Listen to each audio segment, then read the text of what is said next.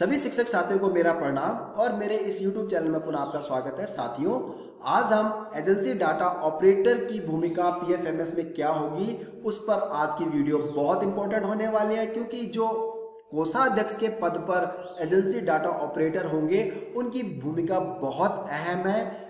जब तक वे expenditure bill generate नहीं करेंगे तो चेकर जो है अपनी आईडी से किसी तरह से भी प्रिंट पेमेंट एडवाइस जारी नहीं कर सकते और न ही किसी वेंडर और बेनिफिशियरीज को अपने स्कूल के अकाउंट से पैसे ट्रांसफर कर सकते हैं। तो आज की भूमिका में होंगे agency data operator. Data operators को एडमिन आईडी से उनके जो पासवर्ड और यूजर आईडी आपके फोन में मेल में आ चुके होंगे, तो आप उसको डालते हुए अपना पासवर्ड चेंज करते हुए, जैसे कि पुरानी वीडियो में मैं एडमिन की पासवर्ड को मैंने चेंज किया था, वैसे ही आप करते हुए अपने को लॉगिन कर लेंगे। तो आज की वीडियो में जानेंगे कि वेंडर्स कौन होंगे, वो कितने तरह के हो सकते हैं और वेंडर को पीएफएमएस में रजिस्टर करने के लिए वेंडर का क्या क्या विवरण आपके पास होना चाहिए, साथ ही वेंडर का यूनिक कोड क्या होगा और मेकर जो है स्कूल के बैंक अकाउंट की धनराशि को भी देख पाएंगे, क्योंकि ये पारदर्शिता इसमें होगी कि मेकर और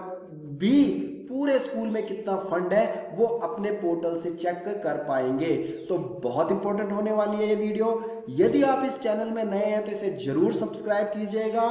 डे बाय डे मैं जैसे जैसे पीएफएमएस में क्या क्या काम होते हैं क्लास वाइज आपको बताता चलूंगा, ताकि आप इजीली इस पीएफएमएस जो नया पोर्टल है इस पर बहुत सरलता से काम कर पाए। तो हम चलते हैं, बीच बीच में मैं टेक्निकली सहायता भी आपकी करता रहूंगा, बताता रहूंगा कि कहां पर ऐसा होने से क्यों ऐसी आईडी लॉगिन नहीं हो रही है। तो हम चलते हैं आगे। तो इस तरह से देख रहे हैं तो डाटा ऑपरेटर की आईडी आपको जैसी लॉगिन करेंगे इस तरह से दिखाई देगा डीओ करके। तो हम लॉगिन पेज में पहुंच जाते हैं। तो बढ़ते हैं हमारे, तो हम लॉगिन पेज पर पहुंच चुके हैं। अब देखिए यहां पर मैं आपकी तकनीकी थोड़ी सी मदद करना चाहूंगा। यदि डाटा एडमिन जो आपके एडमिन हैं, एजेंसी एडमिन हैं, उन्होंने मेकर और चेकर की यूजर नेम एक जैसा ही बना दिया और पासवर्ड भी एक जैसा ही बना दिया, तो हमारे ये पोर्टल समझ नहीं पाएगा कि आप ऑपरेट करना चाह रहे हैं यूजर डाटा ऑपरेटर का या अप्रूवर का। तो इसलिए ये क्या हो जाएगा, क्रैश हो जाएगा। इसलिए आप यूजर नेम एटलीस्ट ऑपरेटर और आपके अप्रूवर का यूजर नेम, चेकर और मेकर का यूजर नेम कुछ अलग अलग ही रखें, अंडरस्कोर डालते हुए। बेसिक पासवर्ड आप एडमिन से लेकर चेकर मेकर तक का एक ही रख लें, वो चलेगा। तो मैं डाटा ऑपरेटर की, जिसे कि मेकर कह रहा हूं, उनकी आईडी से मैं लॉगिन होता हूं। तो मैं डाटा ऑपरेटर के आईडी से लॉगिन हो चुका हूं। आपको यहां पर अपना नाम दिखाई देगा जो आपका नाम है डाटा ऑपरेटर का, और यहां पर आप सबसे पहले यहां पर जाके क्या करें, यूजर पे जाके अपनी प्रोफाइल चेक कर लें कि आपके मोबाइल नंबर, ईमेल आईडी सब सही है कि नहीं। यदि उसमें कुछ एडिट करना चाहते हैं तो एडमिन जो है उनमें एडिट कर सकते हैं। अब चलते हैं सबसे पहले हम मास्टर में, जो कि वेंडर्स आपने कैसे जोड़ने हैं। वेंडर्स कौन होंगे, दुकानदार होंगे, जो आपके नजदीकी दुकानदार होंगे, या आपके बच्चे भी वेंडर्स हो सकते हैं, क्योंकि यदि बेनिफिशरीज में किसी कोड के हिसाब से वो पैसा बेनिफिशरीज को ही जाता है, उसे हम ऐसा खर्च नहीं कर सकते। लेकिन अगर हमारा ऐसा मत है जिससे कि हम बच्चों को ही खर्च करना है, तो उस कंपोजिट ग्रांट से भी माना हम बच्चों को कुछ देना चाहते हैं, तो उनको वेंडर्स के रूप में आप जरूर जोड़ेंगे। और साथ ही सबसे पहले आप अपने प्रधानाध्यापक और अपने सहायक अध्यापक स्वयं को भी वेंडर के रूप में आप जोड़ लेंगे, क्योंकि जो पेटी कैश है, जो धनराशि आपने साल भर में आकस्मिक व्यय के लिए खर्च करनी है, उसे आप इस वेंडर जोड़ते हुए अपने खाते में से थोड़ा बहुत ट्रांसफर कर लेंगे, जिसकी लिमिट 5000 है। ये ना कि आप पूरी कंपोजिट ग्रांट अपने अकाउंट में ट्रांसफर कर दें, जो कि अनियमितता मानी जाएगी वित्तीय। तो हम चलते हैं वेंडर्स की ओर। तो वेंडर्स जो होंगे वो आप कितनी तरह के होंगे, पहले वेंडर्स में मैं चला जाता हूं। तो वेंडर में जैसे ही मैंने क्लिक किया तो हम ऐड न्यू करेंगे। वेंडर्स में जाके अभी मैं चलता हूं वेंडर्स, मास्टर में, वेंडर्स में, और वेंडर्स में आप देखेंगे ऐड न्यू। यदि आपको पता है कि आप बच्चे को जोड़ रहे हैं अपने, या आप स्वयं को जोड़ रहे हैं और आपको पता है कि आपको किसी ने पहले नहीं जोड़ा होगा कहीं पर भी, ऑल ओवर इंडिया में, ध्यान रहे एक बार वेंडर एक ही बार जुड़ेगा, उसकी यूनिक आईडी एक ही बनेगी पूरे हिंदुस्तान में। देखिए वेंडर क्या होंगे, पर्सनल, कमर्शियल, इंडस्ट्रियल, बहुत सारे वेंडर्स होंगे। ध्यान रहे हमें इन दो वेंडर्स से ही मतलब है और किसी वेंडर्स को हम नहीं छेड़ेंगे। कमर्शियल वेंडर्स वो हो जाएंगे जिनका की टिन नंबर है, टैन नंबर या आपका जीएसटी नंबर है, उन्हें हम कमर्शियल डाल देंगे, अन्यथा की स्थिति में पर्सनल रखेंगे। माना आपके दुकानदार हैं, सामने के दुकानदार हैं, आपके गांव में सेवित बस्ती में कोई दुकानदार है जिससे कि आप परचेज करते हैं अपने विद्यालय के लिए, तो आप उसको पर्सनल में डालेंगे। अब क्या क्या रिक्वायर्ड है तो देखता हूं। रिक्वायर्ड है आपने क्या डालना है, नेम डालना है, फादर्स नेम, और यहां पर अगर आधार आईडी डालते हैं डाल सकते हैं, अन्यथा की स्थिति में वो भी आवश्यक नहीं है, क्योंकि हमारे अकाउंट नंबर से हमने उसे वेरीफाई करना है। तो मैंने डाल दिया, उसका एड्रेस डालेंगे। अब यहां पर अगर फोन नंबर हम डालते हैं उस वेंडर का, तो फोन नंबर डालने से ऐसा होगा कि कोई भी अगर अमाउंट उसके खाते में जाएगी तो उन्हें एसएमएस अलर्ट आ जाएगा।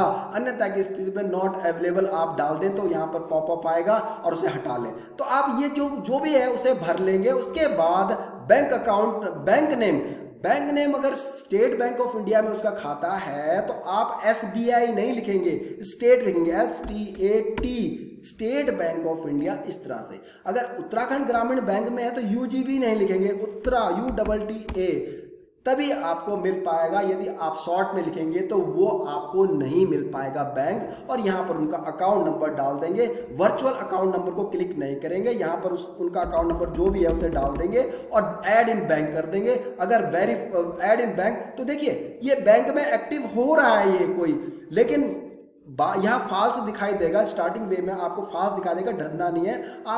मैंने ऐसे ही डाला फेक आईडी, तो उसे क्या करेंगे हम, या रीसेट करना है, आप रीसेट करके उसे आप रीसेट कर लेंगे और फाइनली उसकी एक यूनिक आईडी बन जाएगी। अगर हम उसको सेव करेंगे तो यहाँ पर एक यूनिक आईडी, ये रिक्वायर्ड आप क्लियर कर लेंगे, सेव करेंगे तो एक यूनिक आईडी बन जाएगी उसकी। और वो यूनिक आईडी कैसी होगी, चलो मैं करके दिखाता हूँ आपको, एक यूनिक आईडी निकाल के बताते हैं। माना आप आपको पता है कि आपका वो वेंडर किसी न किसी स्कूल से जुड़ा हुआ है या पहले ही उसका अकाउंट रजिस्टर्ड है, तो आप मैनेज में जाके देखेंगे कि वो आपका वेंडर, मैनेज में जाके देखेंगे कि वो रजिस्टर्ड है कि नहीं।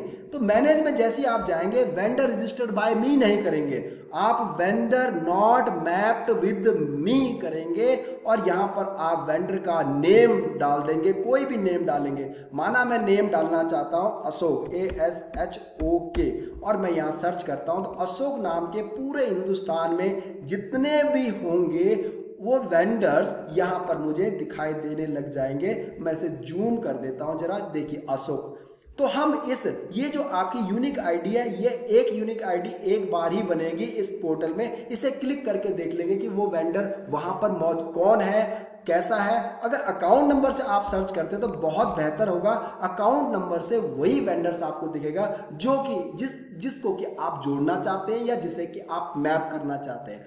आप मैप करके वेंडर्स को अपने पोर्टल पे कैसे लाएं, वो नेक्स्ट वीडियो में मैं आपको दिखाऊंगा।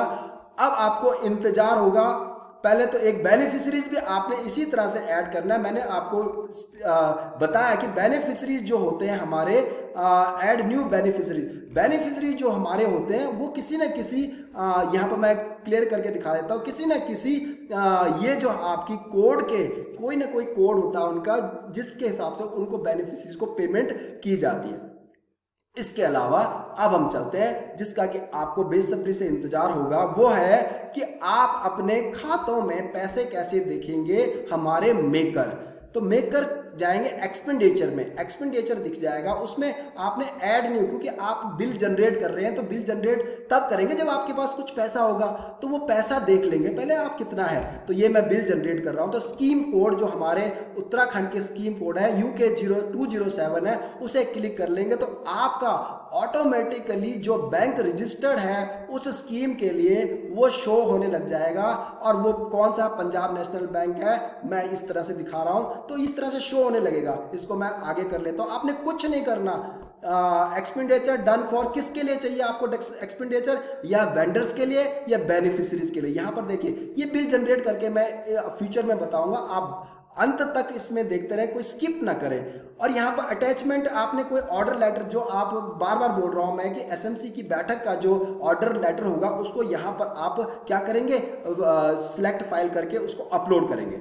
अब देखिए जो टोटल अमाउंट है मेरे मद में 17,300 आई है। ये क्या मद है ये आप पूछेंगे आपके एडमिन से या स्टेट से पूछ लेंगे कि किस किस मद में आपके ये पैसा आया है। उसके बाद ही आप वाउचर या आप स्कीम जनरेट करेंगे। माना है 17,000 दिख पा रहा है 300 है, आप 17,300 एक ही वेंडर को नहीं देंगे। इस पे पहले समझ लेंगे कि किस किस मद में वो है।